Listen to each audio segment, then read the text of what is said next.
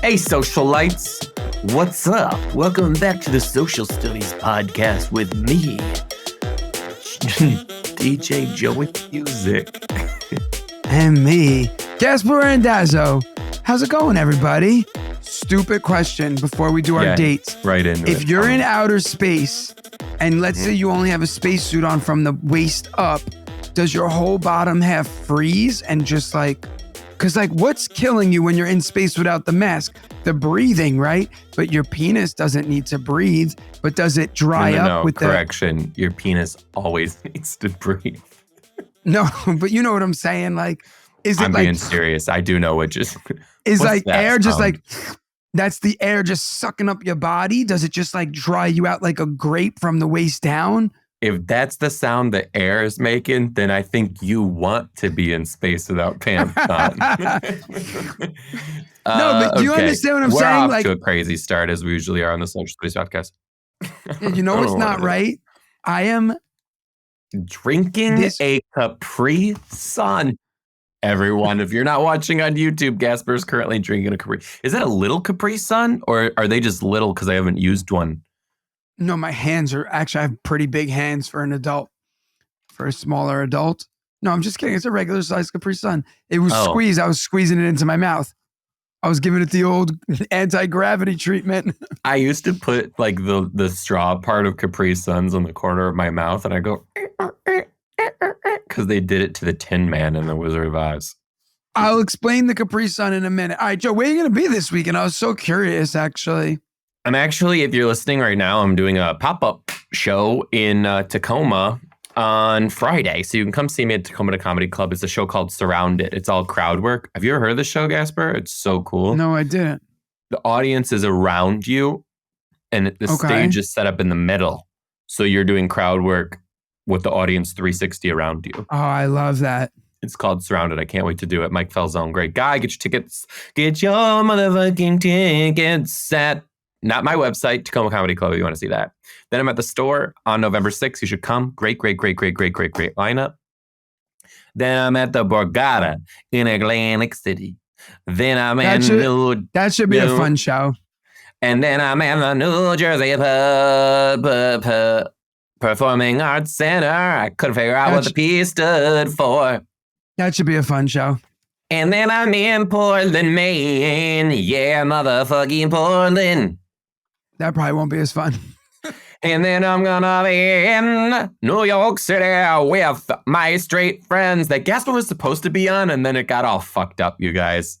That's all right. I have work that day anyway. I announced this baller-ass lineup. It's Rosebud Baker, Marie Faustin, Jared Fried, and Mark Norman. And people are in the comments like, what about Gaspare Randazzo? I'm like, God damn, they're coming out for you hard. I love them. Thank you, Dates aren't done yet. Then I'm going to be in Toronto, and then I'm going to be in Chicago, and then I'm going to be in Atlanta. Oh, brother, I got so much to tell you. This is going to be a good episode. I will be in, I don't know, maybe I'll be somewhere soon in the New York, New Jersey area. Then I'll be in Pottstown, Rochester, Long Island, Manasquan, New Jersey, Chandler, Arizona, San Diego, California. Get your tickets at GasparRandazzo.com. So, Joe, you know when you're just like on a horrible eating streak where you just can't stop yourself and you just like... Yeah, it's us, Gaspar. All we do is eat. No, but I'm telling you, this was all right, so let me just tell you, Saturday morning, I went to Raleigh, right? So I flew out Saturday morning, did the show Saturday night, flew home Sunday morning at 5:30 in the morning. I wasn't even in Raleigh for 24 hours. It was a really quick trip, came home Sunday morning, took my kids to piano and drum lessons. I ate a rice ball. Let me just explain how Sunday went, okay? You ate rice ball? You had more since you ate them all at my wedding and we ran out because you ate all the rice balls? At the airport, I had a burrito, right, at 5:30 in the morning because food sees no time with me. So I ate a burrito. No time with me too. And then I landed and I got a donut because I was just like hungry. That is so funny. Food sees no time with me. That's hilarious. It just does not. Same. I'll eat lasagna for breakfast. I do it all the time. Yeah, I will eat anything at any moment. Food There's sees no no time with me is the new name of this podcast. Food sees no time with me. so like then it was just like when you already started bad, I was like, it's all downhill from here. So then like I took my kids to piano and drum lessons while I was waiting. It's on top of an Italian supermarket that was voted the best rice balls in Staten Island, an Italian Oh, butcher. you're taking me there? Oh, Joe, 100%. it is so good. So I ate the rice ball. Then I got mac and cheese bites for my kids. They didn't finish them. I ate those. Then my mom had a book signing for her book at Barnes and I Noble. saw you were there. Yep. Yeah, so she had the book signing, which was awesome. I ate a brownie when I was at the book signing. Get yours at GaspareRandazzo.com. We went back to my mom's house. I literally ate all day. Chicken wings, this, that, whatever. Then today, I was like the hungry caterpillar at work today. I just and then I'm drinking Capri Suns through the day. Jesus, your feet are going to fall off. I know, but I had an apple pie at work, a fucking full-on apple pie, like multiple slices. Today was my mom's birthday. I had ice cream cake. I had a Subway sandwich. I had 2 school lunches. I don't know what's wrong with me. I do. It's once you start doing that, you can't stop. There's 2 things. One, you have an unhealthy, I'm going to diagnose you. I'm going to Brene Brown you. You have an unhealthy relationship with food and you need 100%. BetterHelp. Speaking of BetterHelp, this podcast is, it's actually not this week, but Gaspar, No, for not real, this week. I just want to remind you, you have the power to say no to these things. I do. Like today, but remember when you were a teacher and they would be like an apple pie on the table? Yes, and you didn't right. even want it. And you're like, yeah, but you know what? It's best if I just eat it. I got to tell you what, you're going to be so proud of me, but also not because you're Gaspar. I am Mr. Zero Waste lately. And if actually, you're kind of like this. If shit's about to go bad in the fridge, I'm like, I'm not throwing this out. I'm like, I'll eat it right before it like goes bad. Cause I'm like, this has got to get eaten or not. I'm composting like a motherfucker. I'm like, this has gotta get consumed. It just can't go in the trash.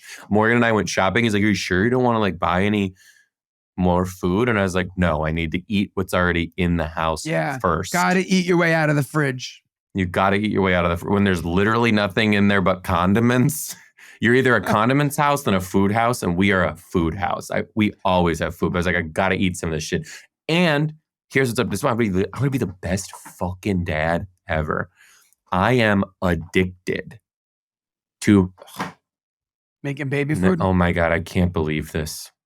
No, I told someone today that I was going to make my own baby food, and you laughed at me. Now watch, motherfucker. Gaspar, I'm going to have a line of baby food, okay? I'm going to be at the farmer's market slinging this homemade baby food. I'll have another kid if you do. Perfect. Probably not. Actually, don't know if you can do that. Definitely not. I am the king at vacuum sealing, and I bought a deep freezer, which you know, and deep freezing. I'll make a meal. It's just me and Morgan in this house right now. I'll make a meal for 10 people. We'll have our servings. I'll freeze the rest. It is so rewarding. I can't. And now what are you doing? Then you're just taking them out and eating them? What? The meals? How do you heat them? You just put them in the oven?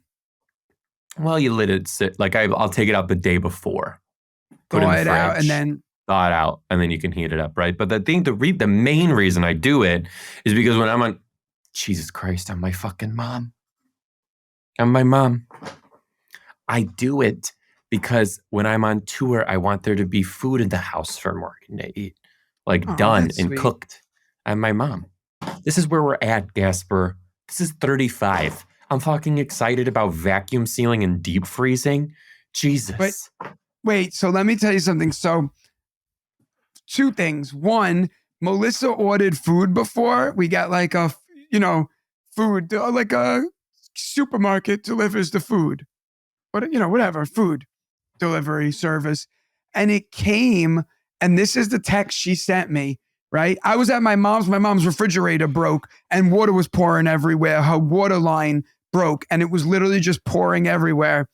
She said, so while I was fixing my mom's pipe, Melissa said, the food got delivered. Every bag was broke. I ordered some big steaks and they were open and blood was everywhere, all over the bags, all over the food. I had to throw out the food. There was so much blood. It was so disgusting. It looked like the guy who delivered it opened up the steaks and threw them into the bag. I got a refund. I So, gotta say this. If you know so what I, they say, if you want something done right, you got to kill the food yourself. no, you gotta do it yourself. Oh You want yeah, and something done that. right, you gotta do it yourself. Um, I thought you meant go hunting. Um, Getting older is also kind of weird too. I like debated if I wanted to talk to you about this on the podcast all day or not. One of the things I'm working on, one of my goals for the podcast is to be a little bit more raw. And I'm not looking for sympathy, but I was thinking about this all day because this is a point in everybody's life that you will inevitably come across. And I found out that one of my fraternity brothers, who I was pretty close with, passed away earlier this week. And at first I was like, oh my God. And I was like I was very shocked by it, right? Because he's like 38, like we're young. And I was yeah. like, oh my God, we're so young, we're so young. And then people are like, hey, we'll put more updates in our like fraternity Facebook group, right? And as I went Okay. in there and I was like watching the brothers, some who I haven't chatted with in a while, some who I'm still very close with, just like writing things about him and everyone's like coming together again. I sat there and I thought, and I was like, damn, this is what this Facebook group is going to become from now on. We're all going to be coming to this Facebook group to like see who has passed or who's experiencing loss or something like that. And I was like, that's just like part of aging. And then I was like, I'm like getting real gray right here in this beard, which I'm fine with because it's kind of fucking hot. But at the But it's also same getting time, old.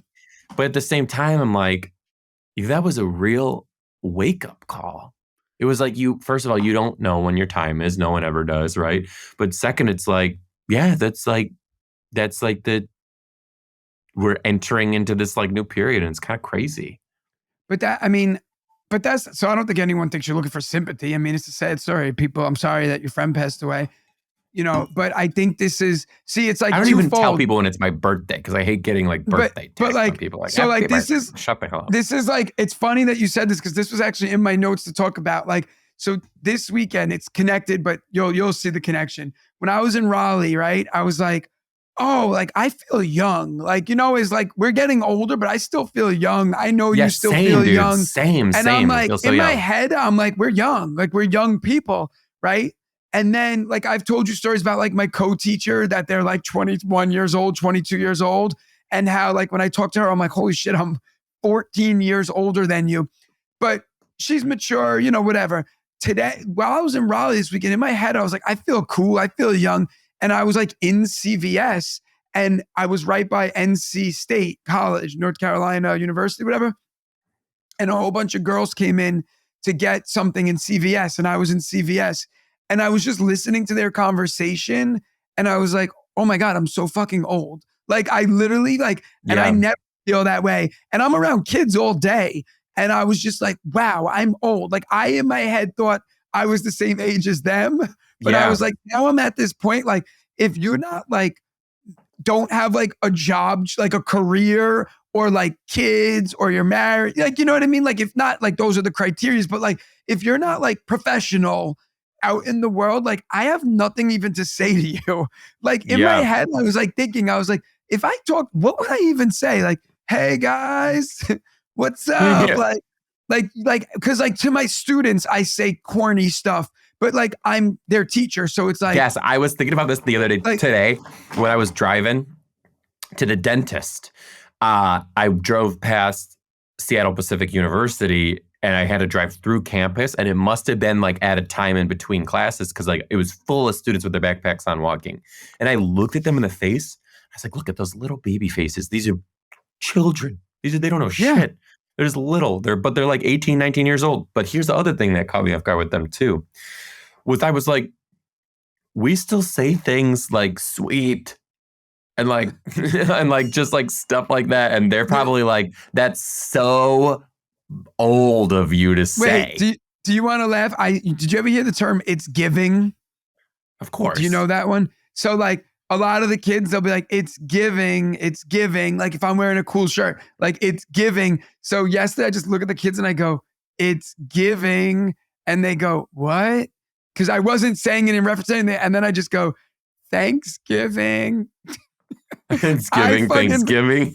I just said it's giving, and then I went Thanksgiving. I laughed so hard, dude. It was dead silent. One girl like let out a laugh, like she was like, "Yeah, it was so stupid." Or like but now like even to my own kids, I'm like, what is that? It smells like Up Dog, and they're And like, they, no, my kids will be like, "What's up, dog?" And I'm like, "Not much. what's What up, are you dog? doing?" And they're like, "What?" Because like Gaspare and Lucy don't even know what up with dog means, you know? Like, but anyway, but this just goes to that point, like, and we've had this conversation a lot before. Like, after my father passed away, like my whole perspective on everything changed because it's like, you live your life a certain way. You never feel like you're old until you are old. Like my mom turned 66 today. I do not look at my mom like she's 66 because to me, 66 is like an old lady. And my mom is not an old lady. My mom runs around, plays with my daughter on the floor. You know what I mean? Like chases my kids. So like, it's so wild to me that like I'm like, no, you can't be 66. Like, but like she is getting old. You know what I mean? That's reality. Like, and I Yeah, love my mom to death. You know that, but like my mom's getting old. Like, and we're getting old. Like, it's crazy. But at crazy. the end of the day, old, young, like anyone can die at any moment, unfortunately. Not to make this like morbid and sad, but like, so it just goes. It's funny because remember before you were like, oh, you look so zen today. And I said, oh, I've been teaching about Daoism. Yeah, the What fuck is Dao? Taoism? So Daoism, long story short, us is like the did you knows. I forgot about those.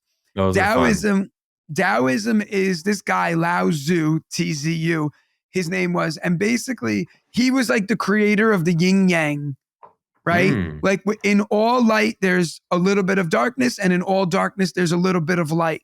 Like no one's truly everything. Like even the worst people have some redeeming qualities, even the best people have some bad stuff. But basically, Lao Tzu's whole thing was like China was in chaos, and he's like, Remember when we were in like elementary school though, and like yin yangs were like the thing?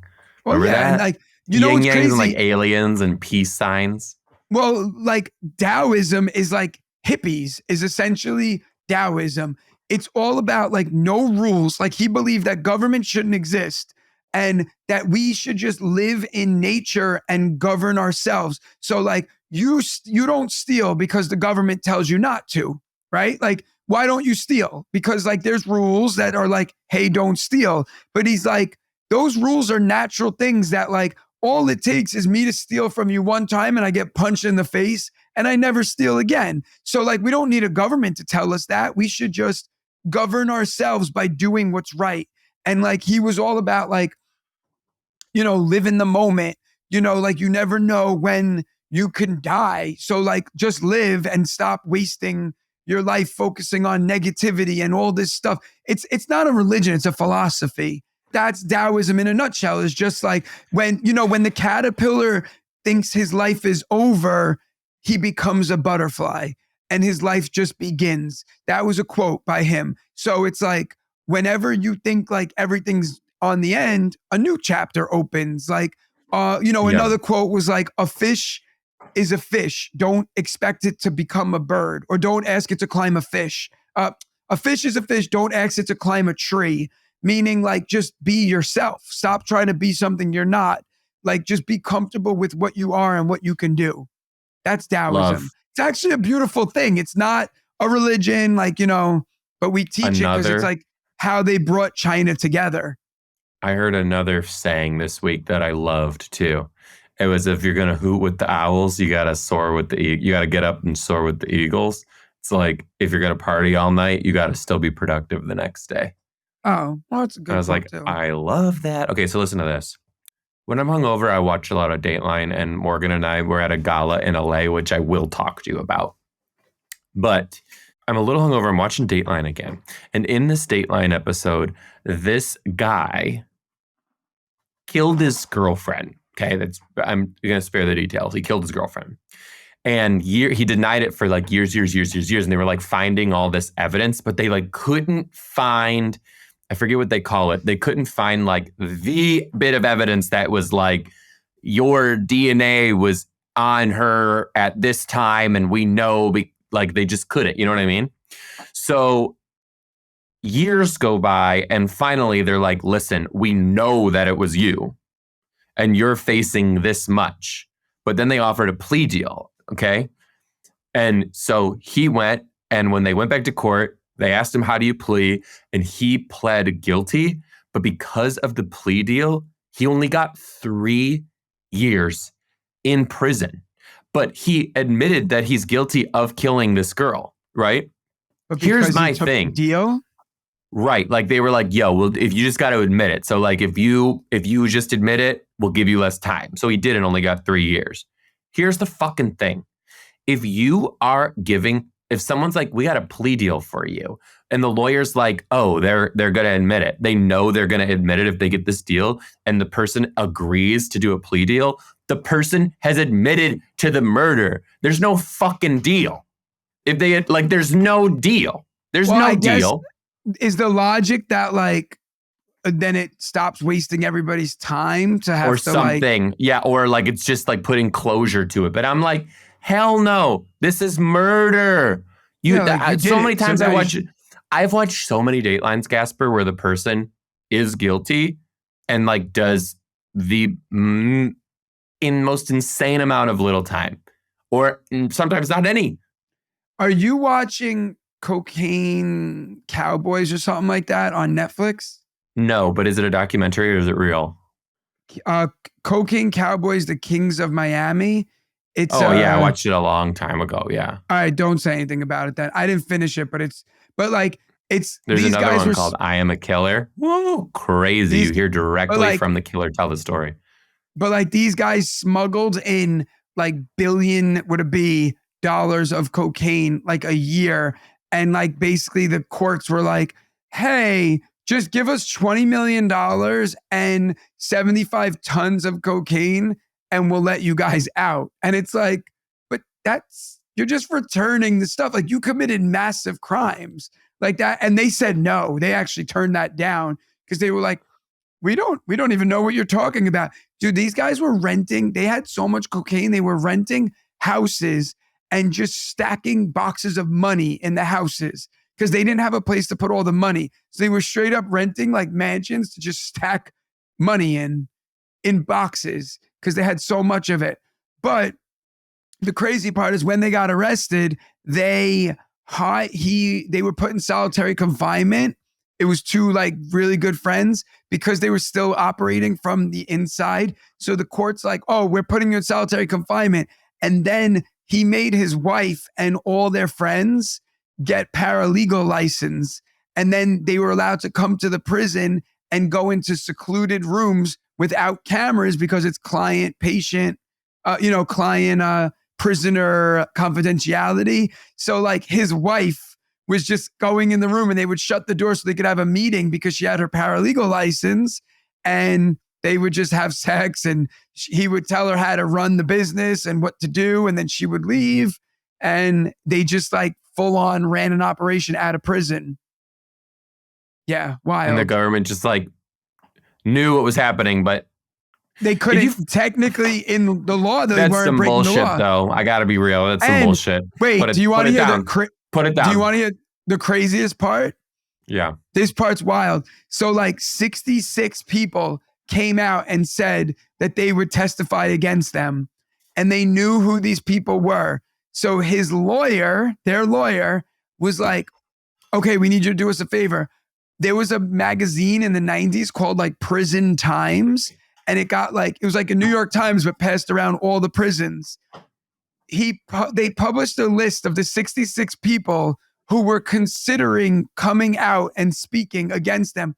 They published a list and they said, hi, we want to speak to you. Not like the lawyers published it. And they were like, we would like to speak to you before you cooperate with authorities. Like, we want to know your side of the story, see if we can help you.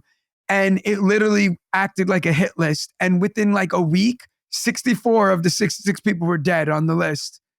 And the lawyers knew what they were doing because they're all like, oh, we didn't know. But they're all like smirking because they were like, it was like the dream team of sleazy lawyers. That's like how the show portrays them.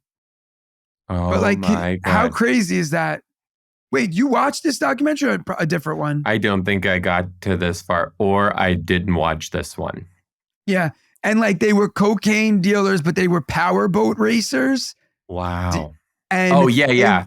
yeah. And they were like on the cover of like Sports Center. And some like FBI agent was like, wow, I'm into powerboat. How did these guys put $40 million into a powerboat if they work in a deli? And like that's how they started the investigation. Because they were like winning and on the cover of magazines. And when people were looking at the boats, they were like, that's an expensive boat. What do these guys do? And it's like they worked in like a deli and a florist. And it's like, how are they making that much money to put that much money into a boat? And then that's when investigations started to find out they were the kings of cocaine in Miami.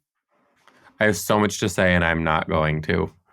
Yeah. Listen, I took a fucking melatonin and I had a heart attack. I can't even imagine what having all that cocaine around you even does. I could It's only probably scary. imagine. Anyway, well, I want to hear about the gala too. So the gala was crazy. I hosted for an organization called Glisten, which basically, advocates for LGBTQ plus kids in schools. Great organization. You guys should check it out. So I hosted the gala. I was the least famous person on this thing by a landslide. It was like me, Cheryl Lee Ralph, who plays the principal in Abbott Elementary, Allison Brie, who was in Glow and Community. Exactly. I know you don't know anybody. It was like just a bunch of famous people. Gigi Gorgeous, who's like a trans supermodel. Zane Phillips, who's like an actor. One Direction? No. Anyway, listen. So I'm doing it and I'm backstage at Allison Brie and I like watched Community, loved her in it, watched Glow, loved her in it. And I turned to her and she goes, you're killing it. And I was like, oh, thank you. That means so much. And then I go, we got to bring back Glow season 3. It was so good. And I go, and the show cut out right before the gay storyline. And she looks at me, she goes, we did 3 seasons. And I go, 4. I go, you misheard me. I said 4. You heard 3. That's so crazy. And then she laughed. She's like, no, but you're right. It was really good. And it did cut right before that storyline. I was like, yeah. But she was so cool. She was so nice and friendly. Are they thinking about bringing it back? No, but she was just so cool, down to earth. She was When cool. was it cool. from, Glow? She's married to Dave Franco. If you know who that is. Yeah. Mm-hmm. One time someone told me I look like him. Yeah, so someone lied to you, by the way. They said I looked like if James Franco and Dave Franco had a baby together. It was online at Key Food.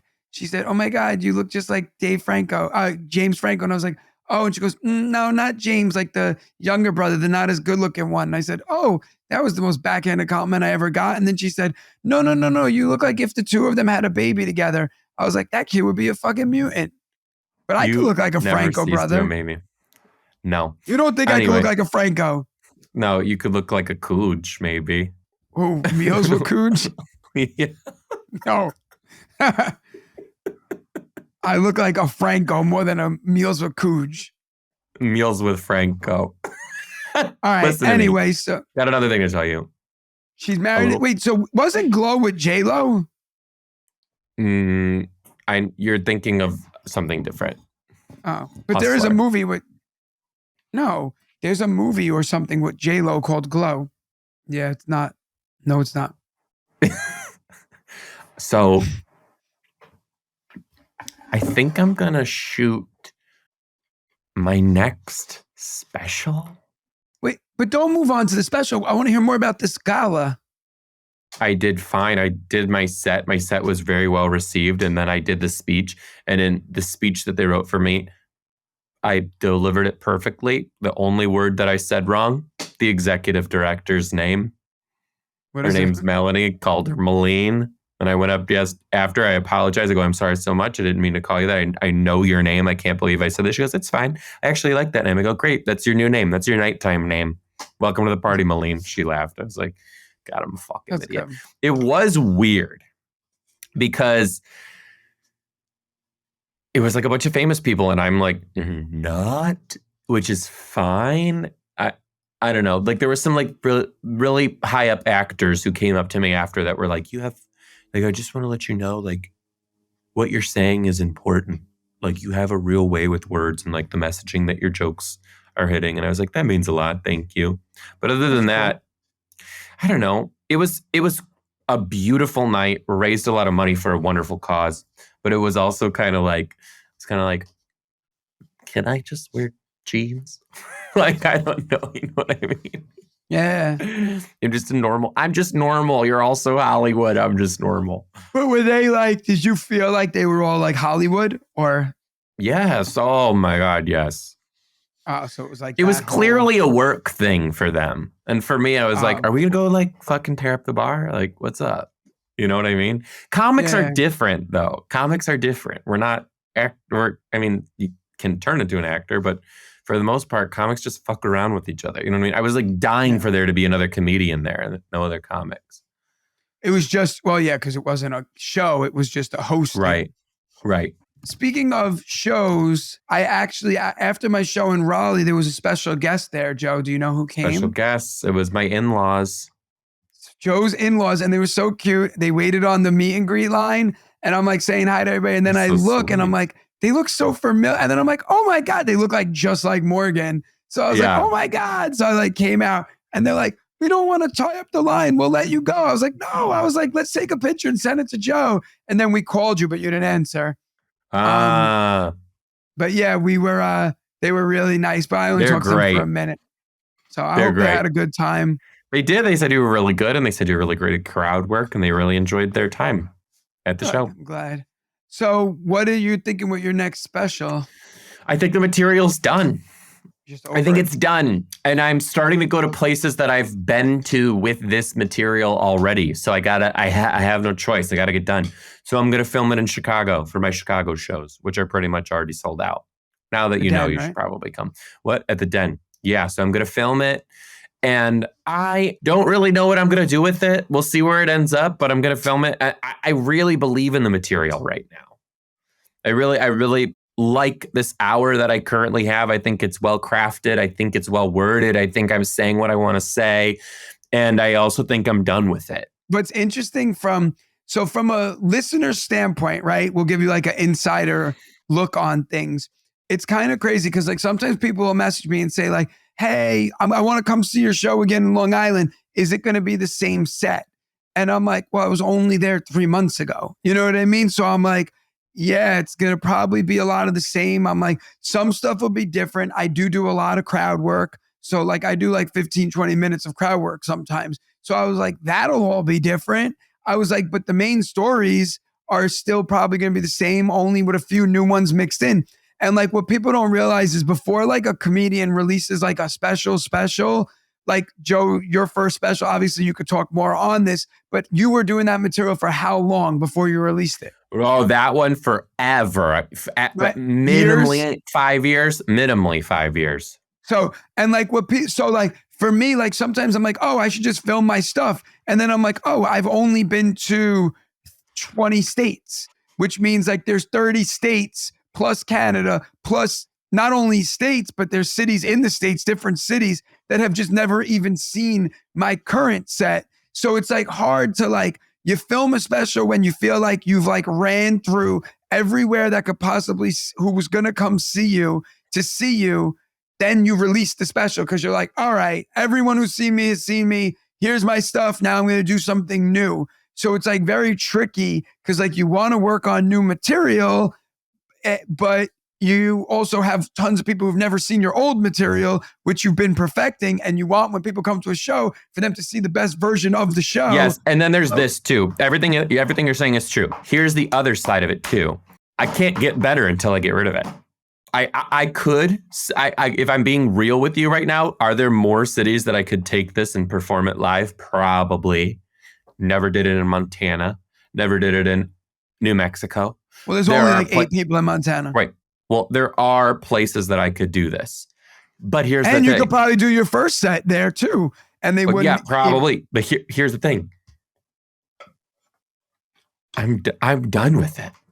Yeah, you're bored with it. I'm only gonna get better if I put it out and say goodbye and get new ideas in my head and write those into something cool and then move on. That's how this has got to go. And if it doesn't go like that, then you're not growing as a comic. And so I'm like, so I do very much feel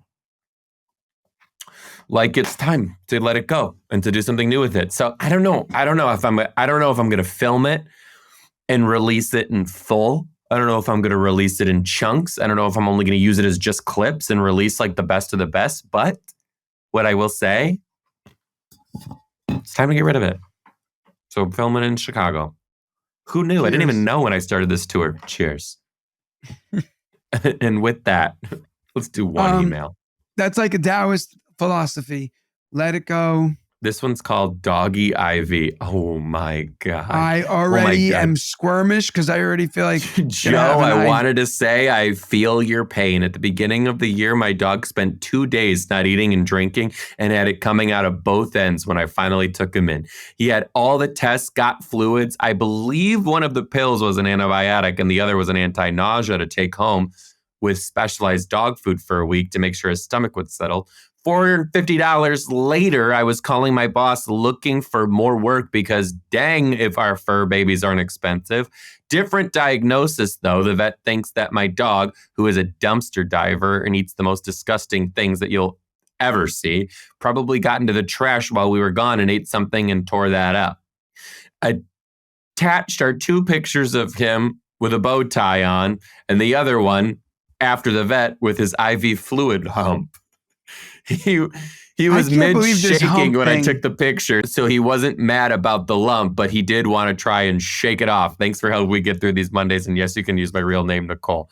This is like a wiener dog, too, and it's got a huge hump on its back after the IV. It's so big. On a little wiener dog, it's hilarious. But now, I'm just trying to think, what if it's a little dog? Oh, I guess it's just like if you get punched in the face, your face still swells up, even if you have a little face. Yeah. You get what I was going to say, right? Like if you don't have a lot of fat. Yeah. Where does it puff?